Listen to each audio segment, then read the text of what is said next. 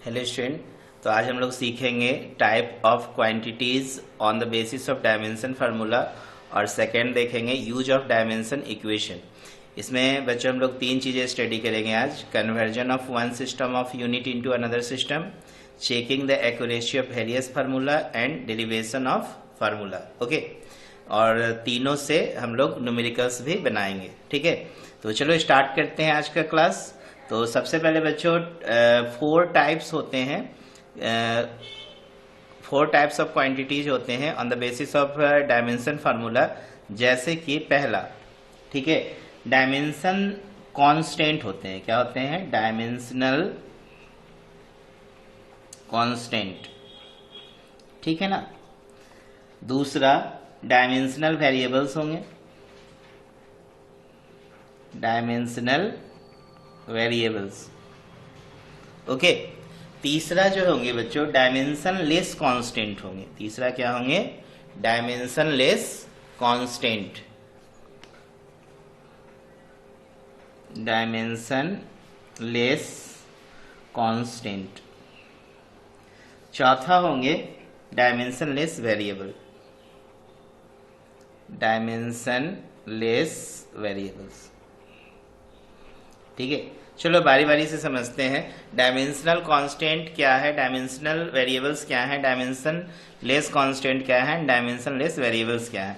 तो बच्चों सबसे पहले हम बात करते हैं डायमेंशनल कांस्टेंट के विषय में। डायमेंशनल कांस्टेंट बच्चों, डायमेंशनल कांस्टेंट किस प्रकार की क्वांटिटीज को कहोगे? तो these are the quantities whose values are constant and they possess dimensions. ठीक है ना। ये वैसे क्वांटिटी होंगे जिनका वैल्यू जो होगा कांस्टेंट होगा और उनके पास डायमेंशंस भी होंगे। ठीक है ना। तो आप डेफिनेशंस भी लिख सकते हो कि, चलो डेफिनेशंस लिख लो पहले। This are the quantities, these are the quantities whose values are constant। इनकी वैल्यू क्या होगी? कांस्टेंट होगी। And they possess dimension, and they possesses dimension. ठीक है ना, इनके पास डायमेंशन में होगा। जैसे एग्जांपल में velocity of light in vacuum ले लो। इनकी वैल्यू देखो फिक्स होती है, इनके पास लेकिन डायमेंशन भी है। ठीक है, क्या बोलोगे एग्जाम्पल में? Velocity of light in vacuum. ठीक है, देखते हो ना, मीटर पर सेकेंड में हम लोग बोलते हैं इसकी यूनिट, और डायमेंशन फार्मूला भी आप लिख सकते हो। ठीक है, मीटर पर सेकेंड इसकी नॉर्मल यूनिट हो गई, और MLT पे पावर हम लोग अगर लिखना चाहे तो देखो क्या हो जाएगा। m तो होगा नहीं, तो m0 L होगा क्योंकि मीटर है, और t पे पावर -1 हो जाएगा। तो इनकी वैल्यू क्या होती है? फिक्स होती है। ठीक है, 3 × 10⁸ मीटर पर सेकेंड। आप मानते हो ना वेलोसिटी ऑफ लाइट का इन वैक्यूम में या एयर में हम लोग कॉमनली यही स्टडी करते हैं। ठीक है, ऐसे थोड़ा सा डिफरेंस होता है, लेकिन फिर भी हम लोग न्यूमेरिकल्स पॉइंट ऑफ व्यू से, दोनों वैक्यूम हो या एयर हो, हम लोग बात करते हैं कि लाइट की स्पीड जो होती है वो 3 × 10⁸ मीटर पर सेकेंड होती है। तो बच्चों ये एक डायमेंशनल कांस्टेंट होता है। इसके अलावा भी आप एग्जाम्पल दे सकते हो, जैसे यूनिवर्सल ग्रेविटेशनल कांस्टेंट का आप एग्जाम्पल दे सकते हो। Universal gravitational constant. ठीक है, इसका हम लोग से कभी कभी पूछता भी है डायमेंशनल फार्मूला। तो बच्चों आप इसको कैसे निकालोगे? तो आपको पता है कि F बराबर जो होते हैं Gm1m2/r² होता है। ठीक है, और G यहाँ से निकालोगे तो देखो क्या हो जाएगा, FR²/m1m2 होगा। अब आपको पता है कि G की फिक्स वैल्यू होती है, G की फिक्स वैल्यू होती है 6.67 × 10⁻11। ठीक है, अगर इसकी नॉर्मल यूनिट लिखो तो न्यूटन मीटर स्क्वायर पर किलोग्राम स्क्वायर होता है। बात समझ रहे हो ना। अगर हम इसका डायमेंशन फार्मूला लिखना चाहें, ठीक है, तो डायमेंशन फार्मूला फोर्स का MLT पे पावर -2 लिखते हो, ये L2 हो जाएगा। ठीक है, और ये मास इंटू मास m² हो जाएगा। क्लियर है ना। तो आप इसको लिख सकते हो m पे पावर -1, L 3 और t पे पावर -2। तो इस तरीके से हम लोग क्या लिख सकते हैं, यूनिवर्सल ग्रेविटेशनल कांस्टेंट का यूनिट लिख सकते हैं। समझ रहे हो ना, यूनिवर्सल ग्रेविटेशनल कांस्टेंट कैसी क्वांटिटी है, तो यूनिवर्सल ग्रेविटेशनल कांस्टेंट एक डायमेंशनल कांस्टेंट क्वांटिटी है। ठीक है, चलो आगे बढ़ते हैं। इसके बाद हम लोग दूसरा तरह का क्वांटिटी देखते हैं, डायमेंशनल वेरिएबल्स। ठीक है ना, डायमेंशनल वेरिएबल्स। बच्चों डायमेंशनल वेरिएबल्स किसको बोलोगे, चलो लिखो सेकेंड नंबर, डायमेंशनल वेरिएबल्स। बच्चों डायमेंशनल वेरिएबल्स को कैसे डिफाइन करोगे, तो these are the quantities which values are variables and they possess dimension. ठीक है ना, क्या लिखोगे, दीज आर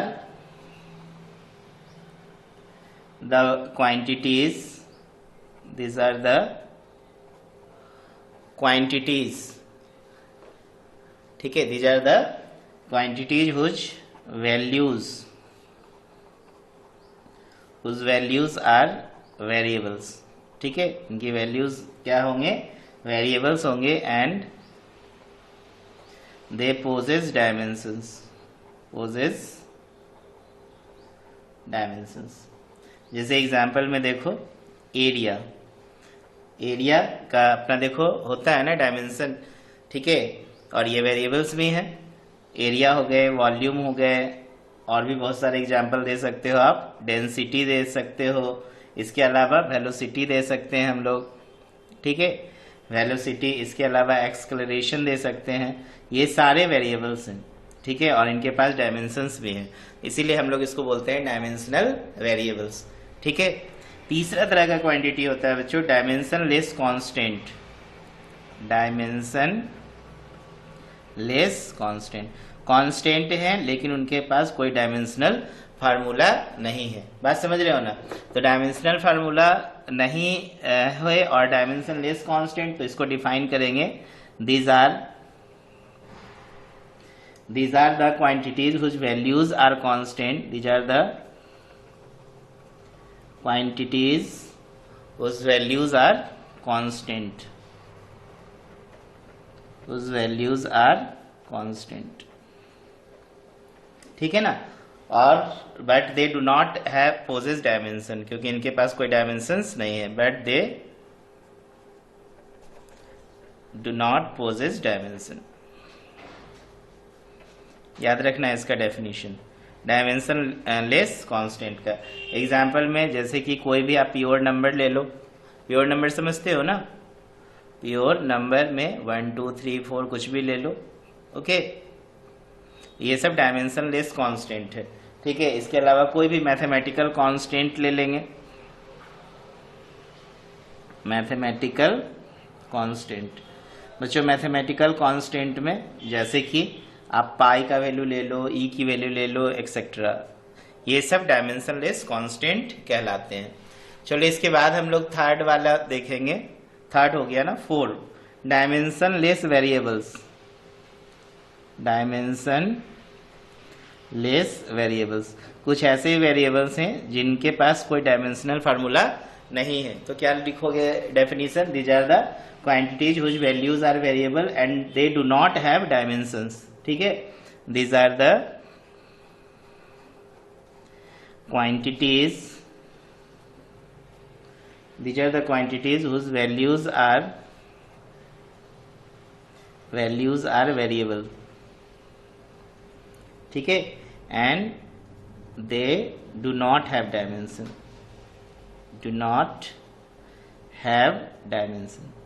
ठीक, अब बताओ इसके एग्जाम्पल्स क्या क्या होगा, तो इसके एग्जाम्पल होंगे एंगल। ठीक है, एंगल होंगे, स्ट्रेन होंगे, ये सब डायमेंशन लेस वेरिएबल हैं, इनके पास कोई डायमेंशंस नहीं होते हैं। स्पेसिफिक ग्रेविटी हम लोगों ने पढ़ा था ना, डायमेंशनल एनालिसिस जब किए थे, तो इस तरह के बहुत सारे क्वांटिटी आए थे। ठीक है, जो कि डायमेंशन लेस वेरिएबल्स थे। ओके, वेरिएबल हैं लेकिन इनके पास कोई डायमेंशंस नहीं है, डायमेंशनल फार्मूला नहीं है। चलो इसके बाद हम लोग देखेंगे second, uses of dimension equation. बच्चों यूजेज ऑफ डायमेंशन इक्वेशन में मैं आपको बता दूं 3 चीजें हम लोग सीखने वाले हैं। ठीक है, पहला देखो, पहला है conversion of one system of unit into another system, दिख रहा है ना। दूसरा देखो checking the accuracy of various formula, और तीसरा देखो डेरिवेशन ऑफ फार्मूला। ये तीन चीजों को हम लोग को समझना है, तो एक एक करके समझते हैं और इस पे बेस्ड न्यूमेरिकल्स भी देखते हैं, ठीक है। चलो, तो सबसे पहले हम लोग आ जाते हैं फर्स्ट वाला कॉन्सेप्ट पे कि conversion of one system of unit into another system. Conversion of one system of unit into another system, ठीक है। जानते हो ना सिस्टम, जैसे कि आपने पढ़ रखा होगा MKS सिस्टम, FPS, CGS पढ़े हो ना, ये सब CGS समझते हो ना, CGS जहाँ पे CGS तो सेंटीग्राम सेकेंड, तो सेंटी क्या हो गया, लेंथ का यूनिट सेंटीमीटर हो गया, मास का यूनिट ग्राम हो गया, टाइम का यूनिट सेकेंड हो गया। MKS सिस्टम आपने पढ़ा होगा, MKS में लेंथ का यूनिट मीटर हो गया, मास का यूनिट किलोग्राम हो गया और टाइम की यूनिट सेकेंड हो गई। इसी तरह FPS आपने यूनिट पढ़ा होगा, F बोले तो फुट, फुट हो गया लेंथ का unit, P for pound, pound हो गया मास का यूनिट, और S हो गया सेकेंड समय का यूनिट। बात समझ रहे हो ना। हाँ, समय का यूनिट हर जगह हम सेम लेते हैं किसी भी सिस्टम में, दैट इज सेकेंड। तो अभी हमें देखना है कि हम किस प्रकार से CGS से MKS या MKS से CGS या CGS से FPS या FPS से CGS में कन्वर्ट करेंगे। तो बच्चों देखो, आप किसी भी सिस्टम में कन्वर्ट करो, ठीक है ना, उसके जो वैल्यू में कोई चेंजिंग नहीं आएगा, उसका जो वैल्यूज होगा, ठीक है, वो हमेशा बराबर मिलेंगे। वैल्यूज का मतलब क्या हो गया, इनकी जो आप मैग्नीट्यूड, जैसे कि मान के चलो मैं बोलूंगा 1 मीटर और मैं बोलूंगा 100 सेंटीमीटर, तो बच्चों 1 मीटर और 100 सेंटीमीटर में क्या डिफरेंसेस है। तो 1 मीटर जो है ये भी आपको लेंथ का यूनिट मिल रहा है, और 100 सेंटीमीटर दैट इज सेंटीमीटर भी लेंथ का यूनिट है। सिर्फ अंतर है कि मीटर बड़ा यूनिट है और सेंटीमीटर छोटा यूनिट है। तो आप ध्यान दोगे कि जो यूनिट छोटा होते हैं उसके पास मल्टीप्लायर बड़े होते हैं।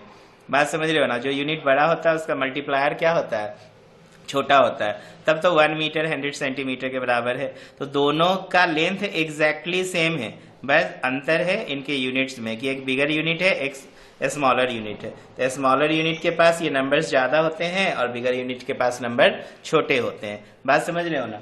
तो क्वांटिटी हमें तो सेम मिलने वाली है ना, तो क्वांटिटी हमेशा हमें सेम मिलेगी। तो N1 U1 बराबर N2 U2 बराबर N3 U3 आप लिख सकते हो। क्वांटिटी में कोई चेंजिंग नहीं मिलेगी, ठीक है ना, क्वांटिटी हमेशा बराबर मिलेगा, दैट इज N1 U1 बराबर N2 U2। समझ रहे हो ना।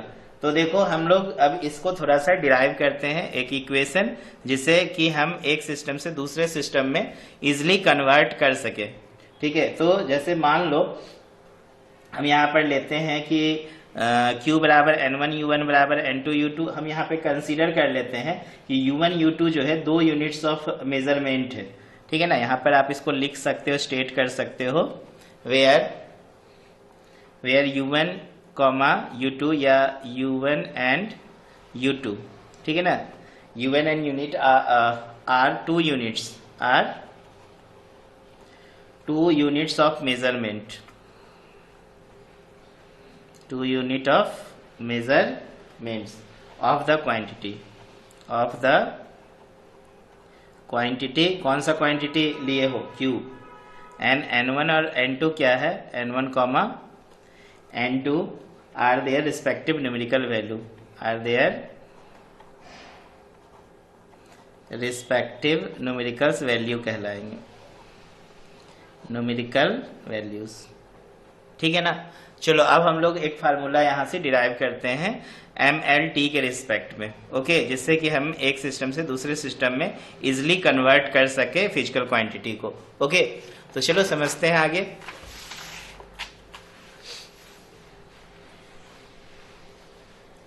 देखो जैसे हम मान लेते हैं let M1 comma L1 comma T1 with a fundamental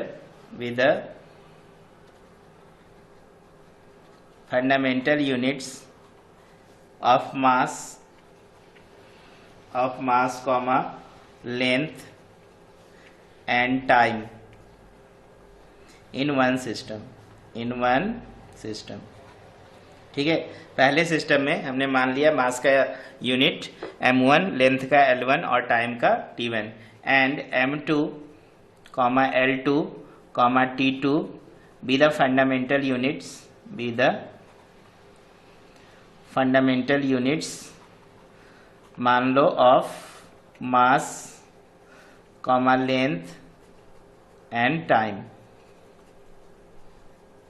in other system, ठीक है ना। हमने ऐसा मान लिया।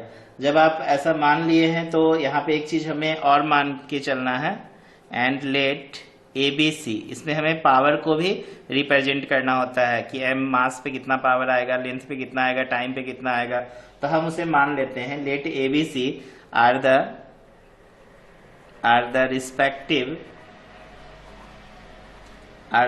respective dimensions of the quantity in mass, length and time on both the system, ठीक है।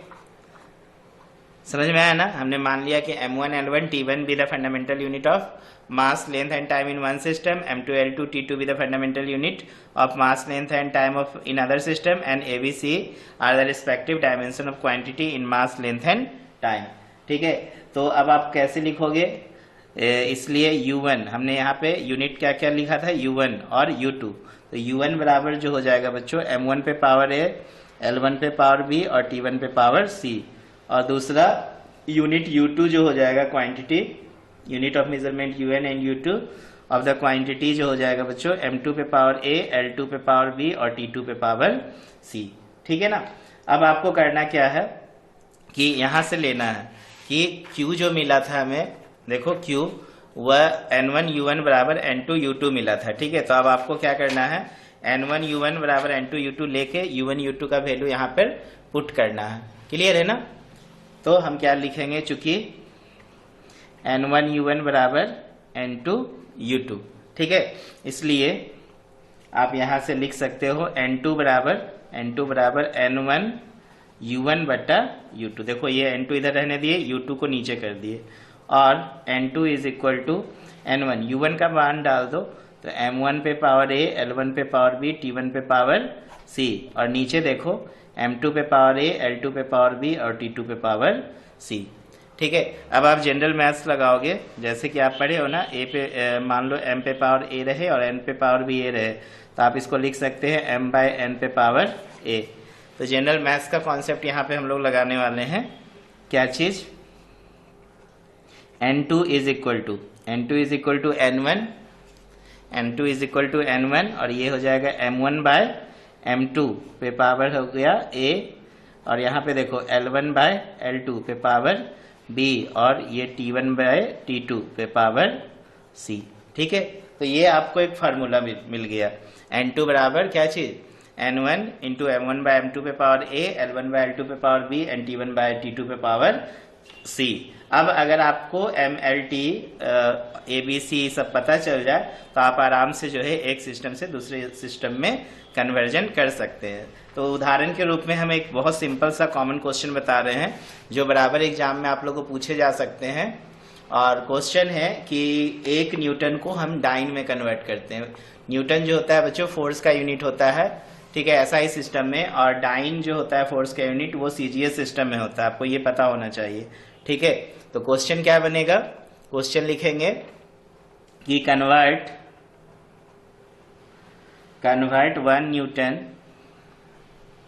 1 न्यूटन इनटू डाइन, ठीक है।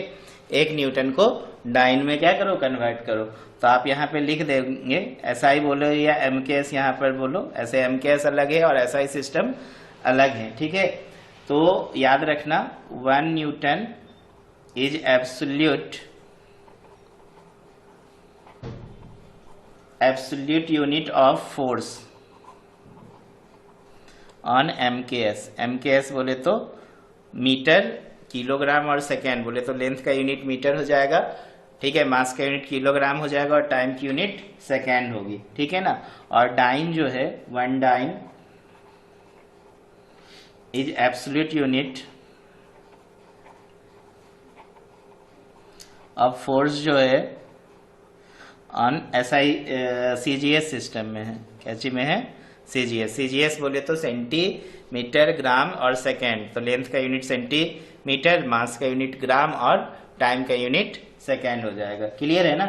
तो हम लिखते हैं, चूंकि फोर्स का हमें फोर्स को कन्वर्ट करना है किस में, 1 न्यूटन को डाइन में, तो क्या लिखोगे, ध्यान देंगे कि डायमेंशन फार्मूला ऑफ फोर्स पहले लिखना, ठीक है ना। कभी भी कन्वर्जन के लिए आपको डायमेंशन फार्मूला का नॉलेज होना चाहिए, इसीलिए मैंने एक वीडियो बनाया है डायमेंशनल एनालिसिस पे बेस्ड, जिसमें मैंने 40 फिजिकल क्वांटिटी बताया है, जिसमें आप 40 फिजिकल क्वांटिटी का डायमेंशनल फार्मूला देख सकते हैं, ठीक है, किस तरीके से आया है, वहां पे फार्मूला भी आप लर्न कर सकते हो। तो डायमेंशनल फार्मूला ऑफ फोर्स जो होगा बच्चों, याद करो, ml/t पे पावर -2 बताया था मैंने, ठीक है ना, ml/t पे पावर -2, तो इसका मतलब m पे पावर 1, l पे पावर 1 और t पे पावर -2। तो देखो हमने यहाँ पे माना था ना, A B C are the respective dimension of quantity in mass, length and time, इसीलिए इस फार्मूला, डायमेंशन फार्मूला के आधार पर आप ए का मान m पे पावर जो 1 है उसको लिखेंगे, b बराबर 1 लिखेंगे और c बराबर -2 लिखेंगे।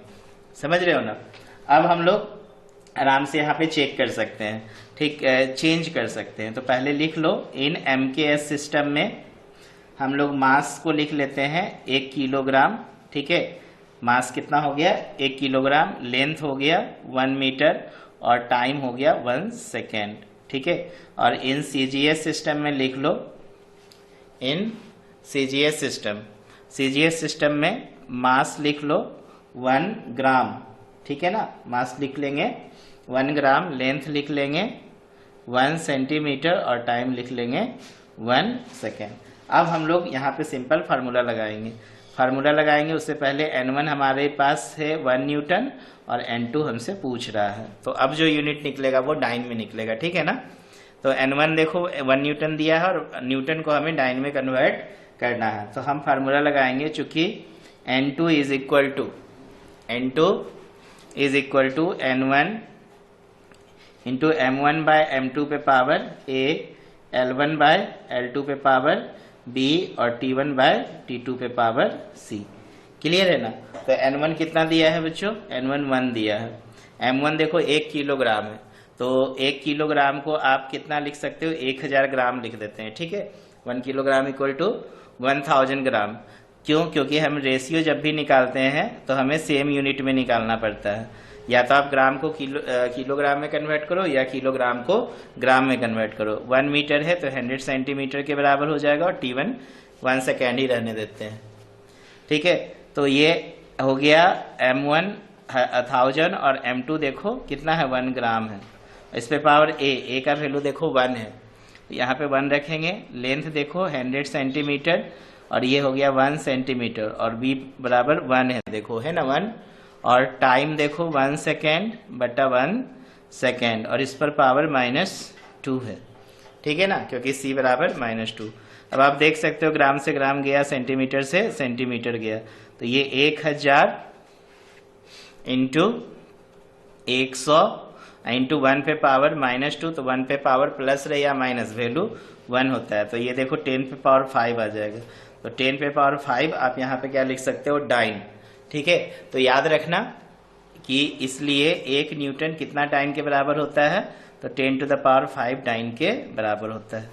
बहुत इंपॉर्टेंट कन्वर्जन है ये, 1 न्यूटन को डाइन में कन्वर्ट करने के लिए पूछा जाता है आपके एग्जामिनेशन में, ठीक है। चलो इसके बाद एक और हम लोग न्यूमेरिकल्स देख लेते हैं कि एनर्जी को हम लोग कन्वर्ट करते हैं एक सिस्टम से दूसरे सिस्टम में।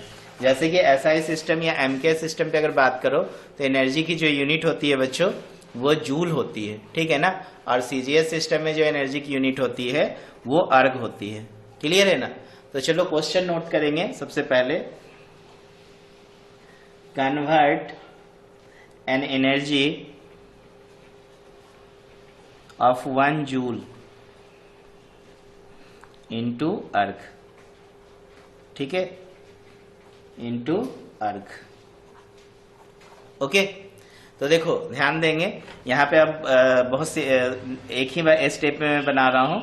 देखो n1 बराबर क्या है, n2 into m1 by m2 पे power a, l1 bye l2 पे पावर b, और ये देखो t1 बाय t2 पे पावर c। सबसे पहले आपको पता होना चाहिए dimension formula of energy, dimension formula of energy. तो एनर्जी का बच्चों डायमेंशन फार्मूला क्या होता है, तो ml2 t पे पावर -2। यहाँ मैं ऊपर में लिख दे रहा हूं डायमेंशनल फार्मूला ऑफ एनर्जी कितना होगा, याद रखना ml2 t पे पावर -2, ml2 t पे पावर -2, ठीक है ना, याद रहेगा ना, ml2 t पे पावर -2। तो देखो a का वैल्यू कितना होगा 1, a का वैल्यू कितना हो गया 1, चाहे नीचे में लिख लो, since dimensional formula of energy बराबर ml2 t पे पावर -2। इसलिए देखो a का मान 1 हो जाएगा, b का मान 2 हो जाएगा और c का मान -2 हो जाएगा। क्लियर है ना। अब बस आप डायरेक्ट वैल्यू पुट कर दो।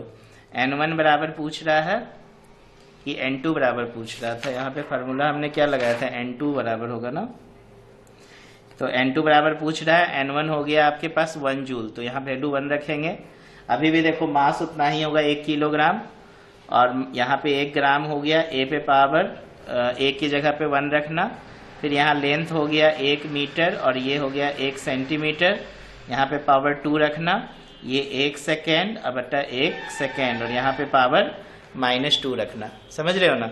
अब जो कि इस रेशियो जब भी निकालते हैं तो सेम यूनिट में, तो ये तो 1 है, तो 1 किलोग्राम को 1000 ग्राम कर देंगे बटा 1 ग्राम, पावर 1, ये 100 सेंटीमीटर बाय 1 सेंटीमीटर पे पावर 2 इंटू, देखो इससे ये गया तो 1 पे पावर -2 आया, तो ये ग्राम से ग्राम चला गया, सेंटीमीटर से सेंटीमीटर चला गया, तो ये 1000 इंटू, ये देखो 100 का स्क्वायर है, तो 100 का स्क्वायर 10,000, 1 पे पावर प्लस रहे या माइनस रहे, वैल्यू 1 होगा, तो ये 10 पे पावर देखो 7 होगा, ठीक है, 10 पे पावर 7।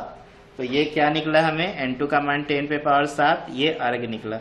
इसलिए याद रखना कि 1 जूल जो होता है बच्चों 10 टू द पावर 7 अर्ग के बराबर होता है। समझ में आया, हाँ पक्का, अच्छे समझ में आया।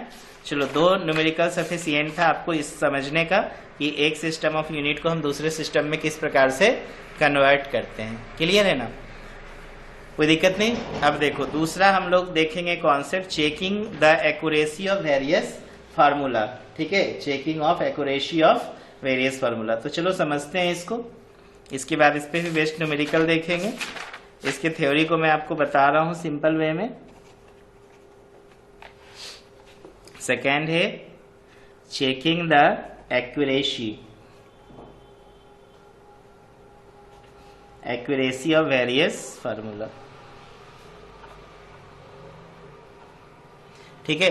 तो बच्चों देखो, जैसे कोई भी रिलेशन या फार्मूला करेक्ट है या नहीं है, हम लोग जो है होमोजिनिटी प्रिंसिपल पे चेक कर सकते हैं, on the basis of principle of homogeneity of dimension. किस प्रिंसिपल पे चेक कर सकते हैं, it can be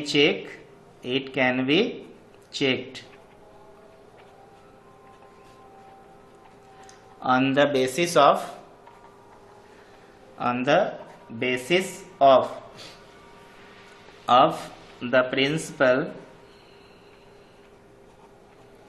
the principle of homogeneity, ठीक है, होमोजिनिटी ऑफ डायमेंशन लिख दो। अब आपके मन में सवाल उठ रहा होगा ये होमोजिनिटी प्रिंसिपल क्या है। तो देखो बच्चों, होमोजिनिटी प्रिंसिपल को सबसे पहले हम डिफाइन कर देते हैं। अकॉर्डिंग टू दिस प्रिंसिपल, याद रखना कभी कभी 1-2 नंबर में यही पूछ देता है what do you mean by homogeneity principle, तो आपको डेफिनेशन पता होना चाहिए। तो अकॉर्डिंग टू दिस प्रिंसिपल क्या लिखोगे, according to this principle only that formula is correct only that formula is correct in which the dimensions of the various terms on one respective dimension या on one side of the relation are equal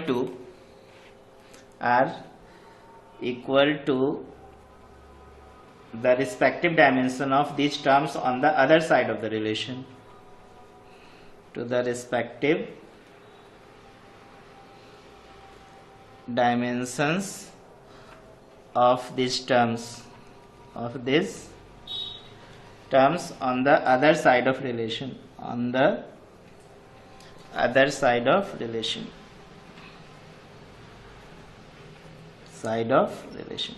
समझ में आया? Homogeneity principal को कैसे define करोगे? क्या लिखना है? According to this principle only that formula is correct in which the dimension of various terms on one side of the relation are equal to the respective dimension of this term on the other side of relation. ठीक है ना? तो चलो इस पर based हम लोग एक न्यूमेरिकल्स देखते हैं। ठीक, जिसमें हम दोनों तरफ लेफ्ट साइड और राइट साइड में क्या करेंगे, डायमेंशनल कॉन्सेप्ट को चेक करेंगे। क्लियर है ना? जैसे कि मान लो इस न्यूमेरिकल से ही ये कॉन्सेप्ट ज्यादा अच्छे से क्लियर होगा, होमोजेनिटी प्रिंसिपल। तो देखो न्यूमेरिकल समझना, क्वेश्चन है कि चेक द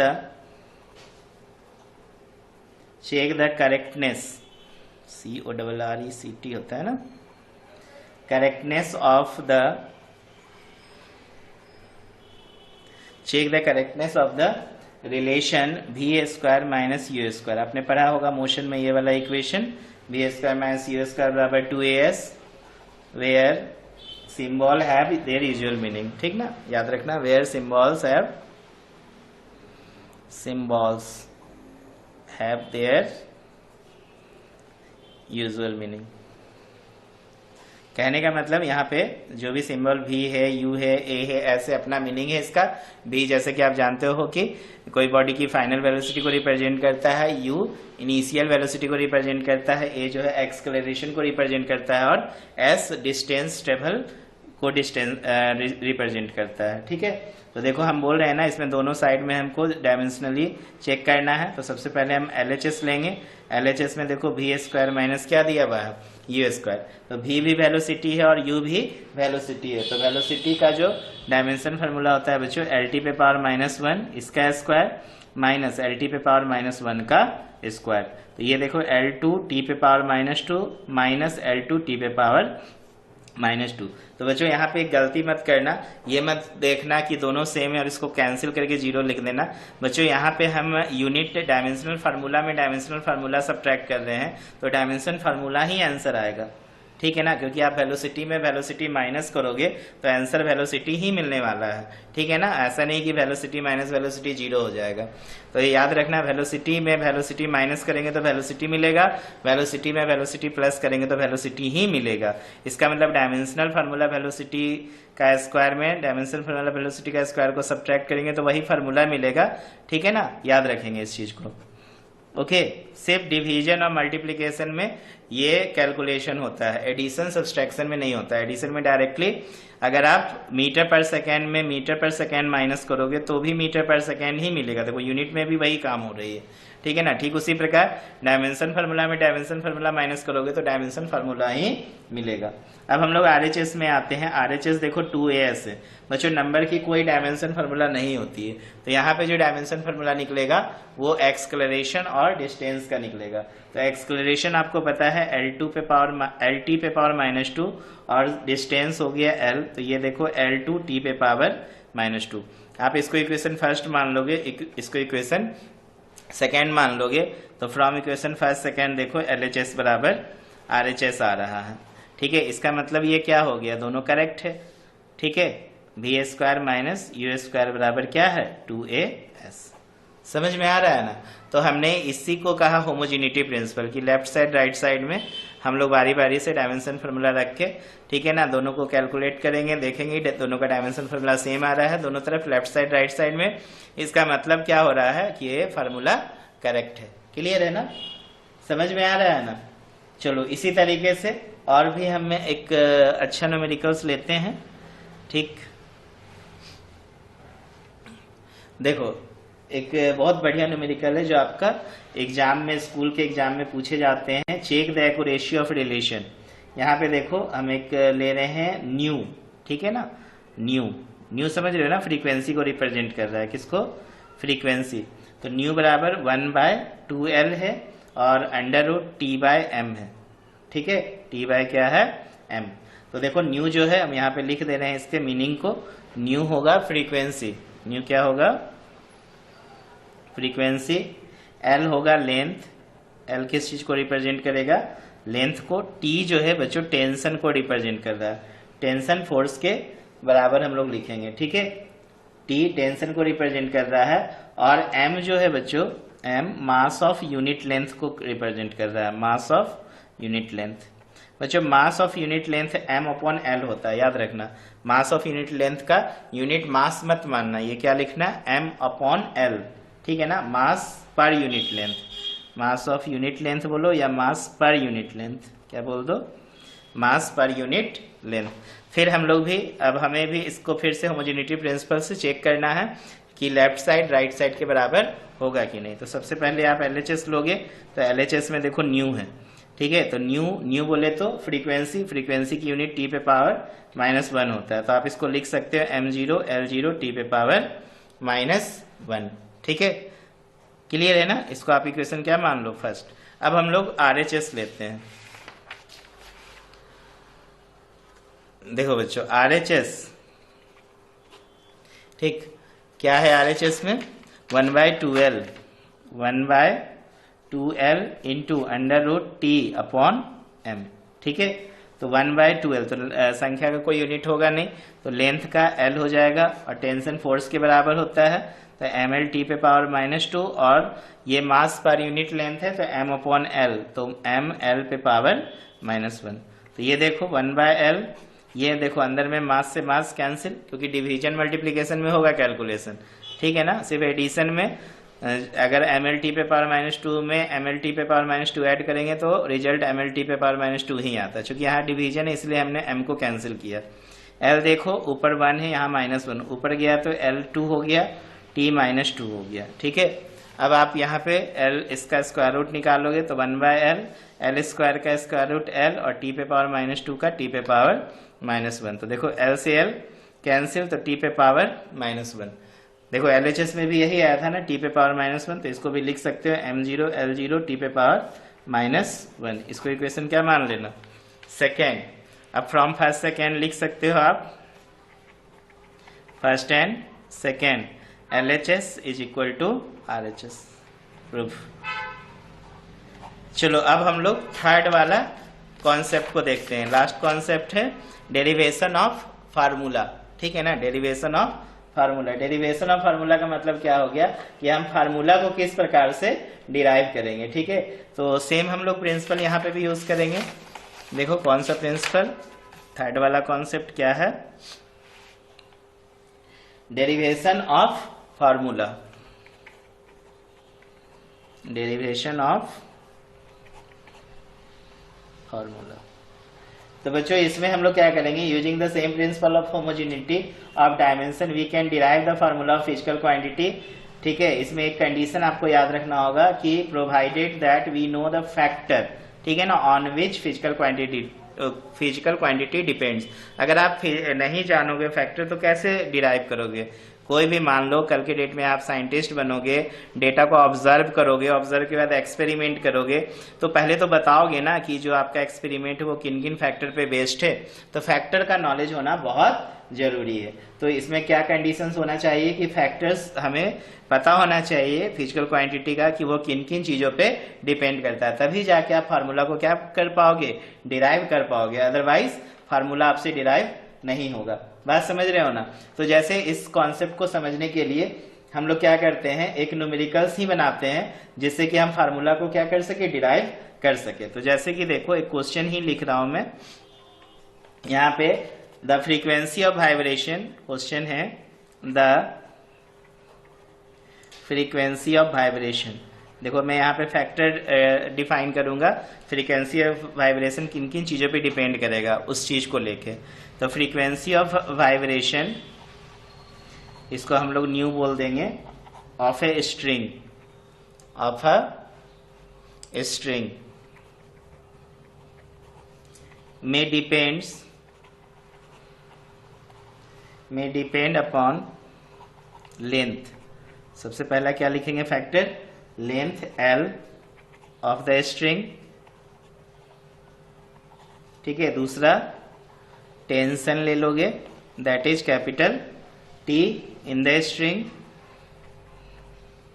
ठीक है। कितना टेंशन डेवलप होगा T इस स्ट्रिंग में, एंड मास पर यूनिट लेंथ ले लेंगे, मास पर यूनिट लेंथ, ठीक है, दैट इज M, ठीक है। मास पर यूनिट लेंथ M/L होता है। यहाँ पे M मास को रिप्रेजेंट किए हैं और M/L मास पर यूनिट लेंथ को लेंगे, ठीक है ना, of the string, of the string. तो देखो अब हम फार्मूला डिराइव करेंगे। तो हमसे बोल रहा है using the method of dimension derive the formula of new. Question क्या बोला, using the method of dimensions. जब भी बनाओ ना बच्चों क्वेश्चन, तो क्वेश्चन को लिख के बनाओ, ठीक है ना, जिससे क्वेश्चन और उसके आंसर्स के बीच लिंकअप बना रहेगा और आपके ब्रेन में सेट हो जाएगा, ठीक है। फार्मूला ऑफ न्यू, क्वेश्चन समझ में आया ना। क्वेश्चन क्या कर रहा है, the frequency of vibration nu of a string में depend upon length of the string, tension in the string and mass per unit length of the string. Using the method of dimension derive the formula of nu, ठीक है। तो देखो हम यहाँ पर क्या लिखेंगे, चूंकि हमें फैक्टर पता है कि न्यू किन किन बातों पे डिपेंड कर रहा है, तो सबसे पहले हम आंसर जो बनाएंगे तो उन फैक्टर को ही डिफाइन करेंगे कि जो न्यू है वो डायरेक्टली प्रोपोर्शनल क्या है, डायरेक्टली प्रोपोर्शनल L है। तो हम यहाँ पे कुछ क्वांटिटीज मान लेते हैं जो L पे पावर को रिप्रेजेंट करेगा। तो मान लेते हैं, डायरेक्ट में फार्मूला लिख दूं, जो कॉन्सेप्ट दिया हुआ है उसके आधार पे फार्मूला लिख देता हूँ। लेट न्यू बराबर, ठीक है, K L पे पावर A, M पे पावर, अच्छा लेंथ के बाद क्या था, टेंशन था ना, टेंशन पे पावर B, ठीक है ना, और मास पे पावर हमने क्या ले लिया, C ले लिया। क्या ले लिया, मास पे पावर। ये M जो है M/L है, याद रखना, M जो है मास पर यूनिट लेंथ है, दैट इज M/L, ठीक है। तो देखो न्यू बराबर हमने अकॉर्डिंग टू क्वेश्चन क्या मान लिया, K इंटू L पे पावर A, T पे पावर B और M पे पावर कितना C, वेयर हम यहाँ पे डिफाइन कर देंगे, वेयर K जो है इज डायमेंशन लेस कॉन्स्टेंट है। किसका, ये जो आप फ्रीक्वेंसी का फार्मूला बना रहे हैं, ठीक है, of proportionality,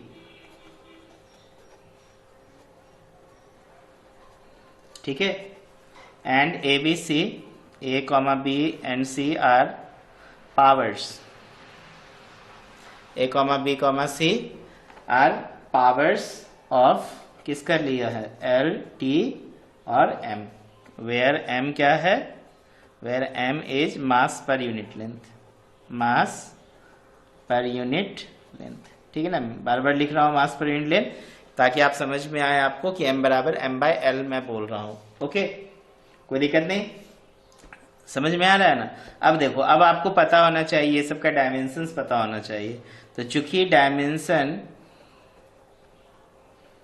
dimensional formula of new जान रहे हो फ्रीक्वेंसी है, तो फ्रीक्वेंसी का 1/T, T पे पावर -1 होता है, ठीक है ना। दूसरा डायमेंशनल फार्मूला ऑफ न्यू के बाद हम लोग ले लेते हैं, चूंकि K का तो कोई डायमेंशन फार्मूला होगा नहीं, डायमेंशन लेस है, तो L का ले लो, तो L का कैपिटल L हो जाएगा। डायमेंशनल फार्मूला ऑफ, अब हम लोग ले लेते हैं टेंशन T का, तो टेंशन बोले तो फोर्स ML, T पे पावर -2 और डायमेंशन फार्मूला ले लो लास्ट में स्मॉल m का, तो स्मॉल m मास पर यूनिट लेंथ है, तो ML पे पावर -1 होगा। ठीक है ना। अब बस आपको कुछ नहीं करना है, ये सारा वैल्यू यहाँ पे पुट कर देना है, ठीक है ना, ये फार्मूला जो आपने लिखा है। ठीक, तो देखो कैसे पुट करेंगे। इसलिए टी पे पावर -1, टी पे पावर -1 बोले तो फ्रीक्वेंसी का डायमेंशन फार्मूला बराबर, चूंकि के का कोई फार्मूला होगा नहीं तो यहाँ पे क्या लिखेंगे, एल पे पावर ए इंटू, ठीक है ना, इंटू क्या हो जाएगा, एल है, देखो एल लेंथ है, एल पे पावर ए हो गया, टी टेंशन है तो टेंशन का क्या हो जाएगा बताओ, एम एल टी पे पावर -2 पे पावर बी, ठीक है, और इंटू एम, एम है एम एल पे पावर -1, इस पे पावर कितना हो जाएगा सी।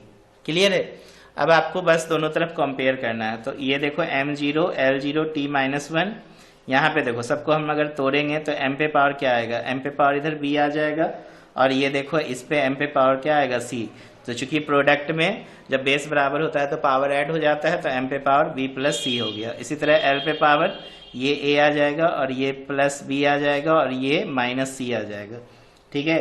और दूसरा लिखो एम एल हो गया t, तो t पे हम लोग कैसे कंपेयर करेंगे, तो देखो t पे पावर कितना ले लेंगे बताओ, t पे पावर इधर तो t है नहीं, इधर भी t नहीं है, यहाँ पर है तो -2b हो जाएगा। क्लियर है ना। अब देखो आप बारी बारी से दोनों तरफ क्या कर सकते हो, कंपेयर कर सकते हो, ठीक है। इसलिए b प्लस c को कंपेयर करोगे तो 0, इसको इक्वेशन फर्स्ट मान लोगे, a प्लस बी माइनस सी बराबर 0, इसको इक्वेशन सेकेंड मान लोगे, -2b बराबर -1, इसको इक्वेशन थर्ड मान लोगे। तो देखो सबसे पहले तो आपको यहाँ से b निकल जाएगा, तो फ्रॉम इक्वेशन थर्ड से हम b निकालेंगे तो b हो गया -1/-2 बराबर 1/2। फ्रॉम इक्वेशन फर्स्ट से देखो c निकाल लो, c बराबर -b तो -1/2। अब हम लोग को b निकल गया, c निकल गया, अब सेकेंड से a निकाल लेते हैं, ठीक है। फ्रॉम इक्वेशन सेकेंड, तो देखो बच्चों a बराबर हो जाएगा, ये b माइनस सी इधर आएगा तो ये c माइनस बी बन जाएगा, तो c का वैल्यू -1/2, अब -1/, ये +1/2 है ना, सॉरी। तो ये देखो वैल्यू -1/2 में -1/2 जोड़ोगे तो -2/2 बराबर -1 हो जाएगा। कितना हो जाएगा, -1। अब देखो a b c सब निकल गया आपके पास, ठीक है ना, a निकला -1, b निकला 1/2, c निकला -1/2। तो यही आपको वैल्यू ना इस जगह पे क्या करना है, पुट कर देना है, देखो ये फार्मूला में। क्लियर है ना। इसलिए न्यू बराबर, तो देखो इसलिए न्यू बराबर हो जाएगा k, तो डायमेंशन लेस है तो l पे पावर a का वैल्यू -1, ठीक है। फिर t पे पावर b है तो t पे पावर -1/2, और m पे पावर c है तो m पे पावर c की वैल्यू कितना निकाले हैं, -1/2। हाँ तो गलत में बैठा रहा हूँ, b का वैल्यू +1/2 है, सॉरी, ठीक है, और m पे पावर -1/2। क्लियर है ना। तो अब क्या करोगे बताओ, ये m नीचे आ जाएगा ना, तो k, l भी नीचे आ जाएगा तो k/l, और t पे पावर 1/2 अब बट्टा m पे पावर 1/2। क्लियर है ना। तो ये देखो दोनों पे पावर सेम है तो k/l, और ये चूंकि 1/2 है इसका मतलब रूट होता है तो t/m। तो ये न्यू का एक फार्मूला डेवलप हो गया, ठीक है ना, दैट इज फ्रीक्वेंसी का एक फार्मूला। तो इस तरीके से आप क्या कर सकते हो, फार्मूला डिराइव कर सकते हो। तो आई होप आपको समझ में आया होगा सारा कॉन्सेप्ट, ठीक है। आज हम लोगों ने देखा types of quantity on the basis of dimension formula, और दूसरा कॉन्सेप्ट देखे यूजेज ऑफ डायमेंशन इक्वेशन। एक इस पे वीडियो और मैं बना दूंगा जिसमें बहुत सारा न्यूमेरिकल्स होगा, और ये तीनों फैक्टर पे बेस्ड होंगे। यूजेज ऑफ डायमेंशन इक्वेशन में conversion of one system of unit into another, checking the accuracy of various formula and derivation of formula पे एक और मोर वीडियोस इस पे बनेंगे, जिसमें मैं कोशिश करूंगा कि 10 न्यूमेरिकल्स आपके लिए बनाओ, ठीक है, ताकि आप वो सारे क्वेश्चन को रिवाइज करोगे तो ये टॉपिक बिल्कुल अच्छे से क्लियर हो जाएगा। तो चलो आज के लिए इतना ही, थैंक यू।